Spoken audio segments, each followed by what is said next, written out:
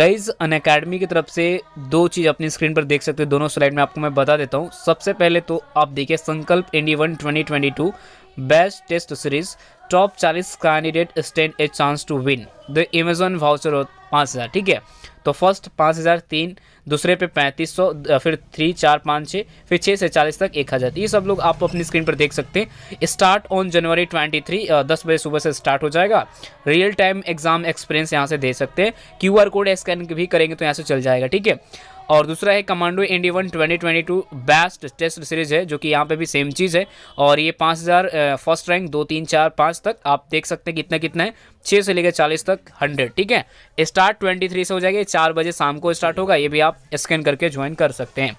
Vikramaditya 2.0 batch भी आ चुका है। कोस्ट गार्ड रिवीजन बैच 2022, जो कि इंडिया के नंबर 1 एजुकेटर यहाँ पे मिल जाते हैं।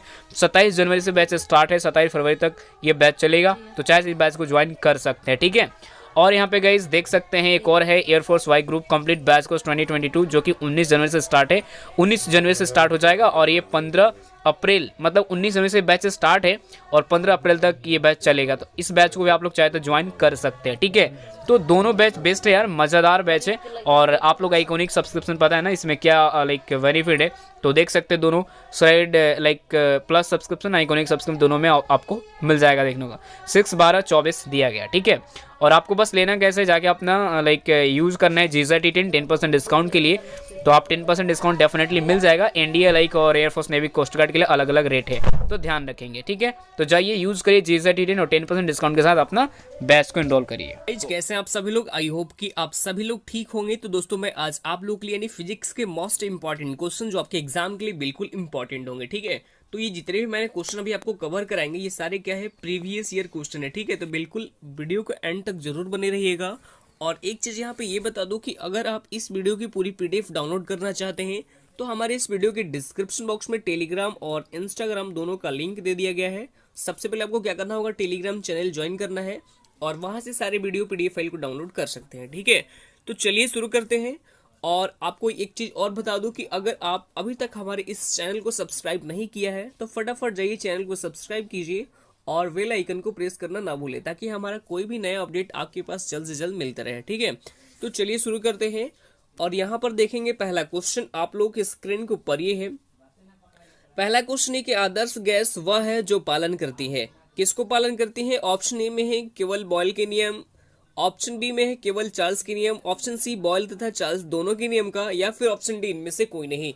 इसका राइट आंसर अगर आपको पता है तो फटाफट कमेंट बॉक्स में जरूर कमेंट करेंगे। ठीक है, कि आदर्श गैस वह है जो पालन करती है, तो ये करती है बॉयल तथा चार्ल्स दोनों के नियम, जो कि ऑप्शन नंबर सी हो जाएगा राइट आंसर। ठीक है, राइट आंसर क्या हो जाएगा? ऑप्शन नंबर सी हो जाएगा।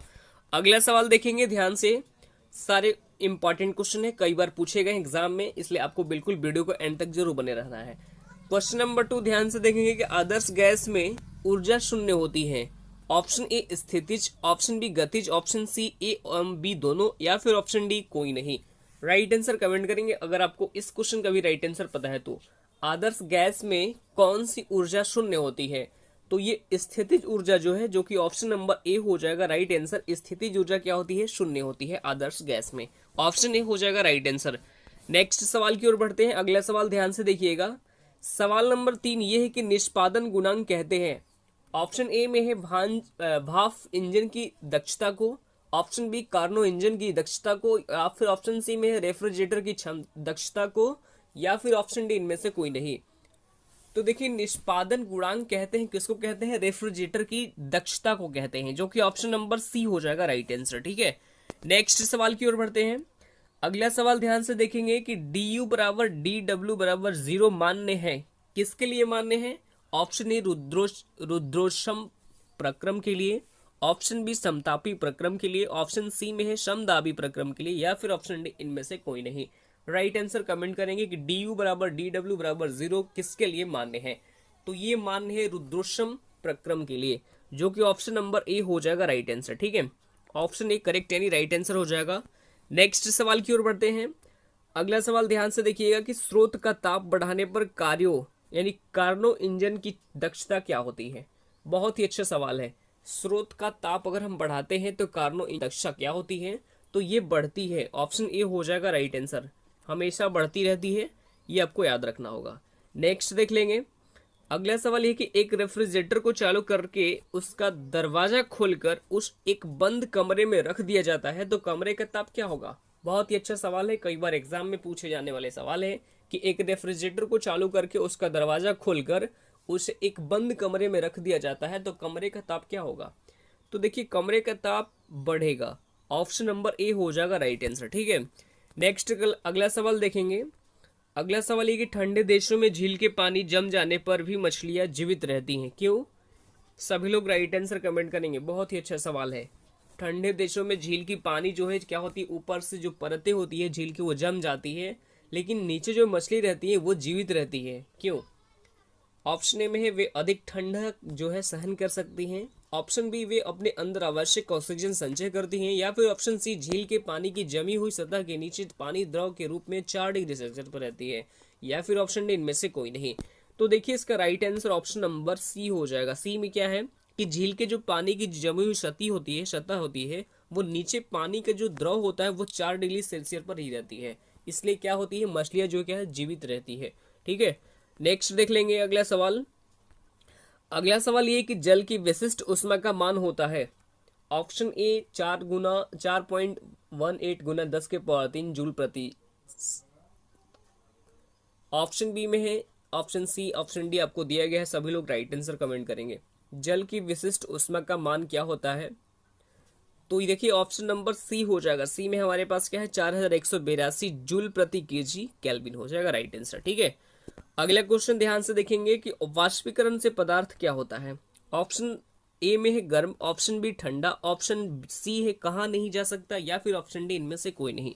वाष्पीकरण से पदार्थ क्या होता है, तो ये गर्म होता है। ऑप्शन ए में क्या हो जाएगा, ए हो जाएगा राइट आंसर। वाष्पीकरण, जो वाष्प निकलता है वो गर्म ही निकलता है, तो वाष्पीकरण से जो पदार्थ होता है वो गर्म होता है। ठीक है, नेक्स्ट देख लेंगे। अगला सवाल ध्यान से देखेंगे कि समुद्र तल से ऊंचाई बढ़ने पर वायुमंडलीय दाब क्या होगा।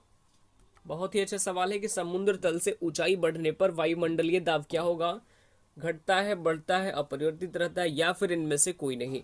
तो इसका भी right answer option number A ही हो जाएगा, यानी घटता है। जो समुद्र तल से ऊंचाई बढ़ने पर वायुमंडल का दाब हमेशा घटता रहता है। ठीक है, अगला सवाल ध्यान से देखेंगे। सवाल नंबर 11 ये है कि पानी की वाष्पन की गुप्त ऊष्मा होती है। सभी लोग राइट आंसर कमेंट करेंगे। क्वेश्चन नंबर 11 का पानी की वाष्पन की गुप्त ऊष्मा क्या होती है, तो ये होती है 540 किलो कैलोरी प्रति केजी होता है राइट आंसर। ठीक है, अगला सवाल देखेंगे ध्यान से। सवाल नंबर 12 ये है कि बर्फ की गलन की गुप्त ऊष्मा क्या होती है। सभी लोग राइट आंसर कमेंट करेंगे। क्वेश्चन नंबर 12 यानी 12 का बर्फ की गलन की गुप्त ऊष्मा क्या होती है, तो ये होती है 80 कैलोरी प्रति ग्राम, जो कि ऑप्शन नंबर बी हो जाएगा इस क्वेश्चन का राइट आंसर। ठीक है, नेक्स्ट सवाल देखेंगे। अगला सवाल है कि पारे का क्वथनांक क्या होता है। पारे का क्वथनांक क्या होता है। Option A 57 degree Celsius, 157 degree Celsius, 356.7 degree Celsius, या फिर ऑप्शन डी में है 432 डिग्री सेल्सियस। तो देखिए इस क्वेश्चन का राइट आंसर 356.7 डिग्री सेल्सियस हो जाएगा राइट आंसर, जो पारे का क्वथनांक होता है। ठीक है, अगला सवाल देखेंगे। क्वेश्चन नंबर 14 14 नंबर ध्यान से देखेंगे। पारा का गलनांक क्या होता है। आपसे क्वथनांक पूछा गया है, लेकिन अगला क्वेश्चन क्या है कि गलनांक क्या होता है। पारा का जो गलनांक होता है कितना होता है, तो देखिए ये होता है -38.83 डिग्री सेल्सियस होता है। ठीक है, ये दोनों आपको याद रखने होंगे।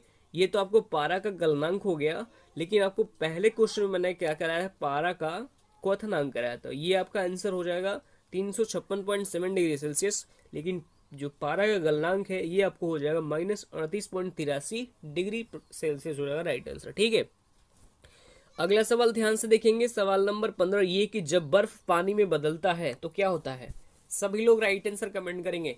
उसमें अवशोषित होती हैं, ताप बढ़ता है, ताप घटता है, या फिर इनमें से कोई नहीं। तो इसका भी करेक्ट राइट आंसर हो जाएगा ऑप्शन नंबर सी, यानी ताप घटता है। जब बर्फ पानी में बदलता है तो ताप हमेशा होता है, घटता है। ठीक है, नेक्स्ट सवाल की ओर बढ़ते हैं। अगला सवाल ध्यान से देखिएगा। सवाल नंबर 16 ये कि 800 डिग्री फ्लोरीन का मान केल्विन में क्या होगा। बहुत ही अच्छा सवाल है। ये सारे चेंज करने के लिए जो आपको बता दूं कि ये इसमें जैसे फिजिक्स जो होता है उस इस तरह से क्या होता है, आपको मतलब आपको मैथ की भी तरह आपका इसमें क्वेश्चन इराइज किए जाते हैं कि 800 डिग्री फ्लोरीन का मान केल्विन में क्या होगा। Option A 699.81 kelvin, option B में है 789 kelvin, option C 500 kelvin, option D 300 kelvin. देखिए इसका राइट आंसर आप सभी ने सही बताया, ऑप्शन ए हो जाएगा 699.81 केल्विन हो जाएगा राइट आंसर। ठीक है, अगले सवाल की ओर बढ़ते हैं। सवाल नंबर 17, 17 नंबर ध्यान से देखिएगा। 17 नंबर सवाल बहुत ही अच्छा सवाल है, ध्यान से देखिएगा। सवाल नंबर 17 ये है कि एक गैस की आंतरिक ऊर्जा कम होती है जब, ऑप्शन ए में यह ऊष्मा अवशोषित करती हैं, ऑप्शन बी परिवर्तित चक्रीय है, ऑप्शन सी परिवर्तित रुद्रोष्म है, या फिर ऑप्शन डी इनमें से कोई नहीं। सभी लोग राइट आंसर कमेंट करेंगे क्वेश्चन नंबर 17 यानी 17 का। एक गैस की आंतरिक ऊर्जा कब होती है, कब, जब परिवर्तन रुद्रोष्म होती है, जो कि ऑप्शन नंबर सी हो जाएगा राइट आंसर। ठीक है, नेक्स्ट सवाल देख लेंगे। अगला सवाल ये कि खाना पकाने के बर्तनों में लकड़ी का हैंडल लगा होता है, क्यों। ऑप्शन ए लकड़ी ऊष्मा के खराब चालक होते हैं, ऑप्शन बी हैंडल मजबूत होता है, ऑप्शन सी हैंडल आकर्षण नहीं होता है, या फिर ऑप्शन डी उपरोक्त में से कोई नहीं। तो देखिए इसका भी राइट आंसर ऑप्शन नंबर ए हो जाएगा। ए में हमारे पास क्या है, लकड़ी ऊष्मा को खराब चालक होता है, ये हो जाएगा राइट आंसर। ठीक है, जो कि ऑप्शन नंबर ए दिया गया है। अगला सवाल ध्यान से देखेंगे। सवाल नंबर 19 ये है कि काले रंग के मुकाबले श्वेत रंग के कपड़े शीतल होते हैं, क्यों होते हैं भाई। काले रंग के जो मुकाबले श्वेत रंग के कपड़े क्या होते हैं, शीतल यानी ठंडा होते हैं। ये क्यों होता है, तो देखिए ये कारण होता है कि उनके निकट जो भी प्रकाश पहुंचता है वे परावर्तित कर देती है, इसलिए इस क्वेश्चन का भी right answer option number B हो जाएगा। नेक्स्ट सवाल देखेंगे और ये है आज का लास्ट सवाल, ध्यान से देखिएगा, बहुत ही अच्छा सवाल है। सवाल ये कि नैदानिक थर्मामीटर की सीमा क्या होती है, बहुत ही अच्छा सवाल है। नैदानिक थर्मामीटर की सीमा क्या होती है, तो ये होती है ऑप्शन नंबर ए हो जाएगा राइट आंसर, यानी 95 degree fluorine to 110 degree fluorine हो जाएगा राइट आंसर। नैदानिक थर्मामीटर की सीमा कितनी होती है, 95 डिग्री फ्लोरीन से लेकर आपको 110 डिग्री फ्लोरीन तक हो जाएगा राइट आंसर। और ये है आज का इतना ही क्वेश्चन।